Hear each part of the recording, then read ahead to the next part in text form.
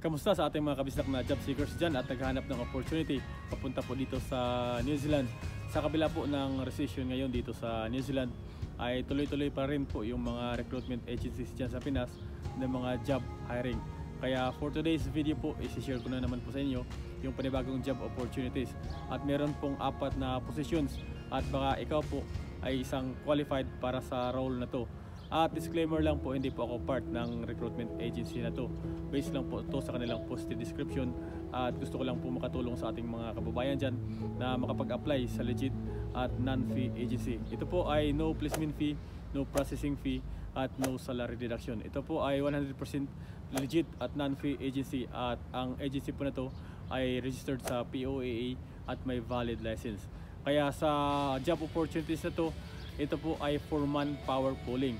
At ang kagandahan po nito, i-grab nyo na po yung chance na makapag-apply sa mga posisyon na to sa kanilang job hiring dahil meron po silang employers interview this coming first week of December. From December 1 to 5 po ay mayroon pong employers interview. Kaya para po sa positions na hiring ngayon bound to New Zealand, ang YY Human Resource Corporation po ay hiring po sila ngayon ng mga heavy diesel mechanic. Hiring din po sila ng mga welders and fabricator. Hiring din po sila ng CNC operator at hiring po sila ngayon ng fitter turner. Kaya wag mo na po palagpasin na makapag-apply kung sa tingin mo po ikaw ay merong work experience at qualified para sa role na hiring ngayon pupunta dito sa New Zealand. Mag-apply ka lang po at ito po yung kanilang email address nzrecruitment@ywacorp.com. Mag-send lang po kayo ng inyong updated na resume para po kayo ay makapag-apply. At ulitin ko po para sa positions na hiring nila ngayon, hiring po sila ngayon ng heavy diesel mechanic at preferably po ay merong work experience in mining. Hiring din po sila ngayon ng mga welders and fabricator. Hiring din po sila ng CNC operator at ng fitter turner. So mag-apply na po kayo sa YY Human Resource Corporation kung ikaw po ay merong work experience. So ang YY Human Resource po yung agency na magpaprocess po for application bound to New Zealand at ang kanilang employer po is yung AWF. Yung employer po na to, ito po ay accredited employer dito sa New Zealand at ito po ay isang labor hire company.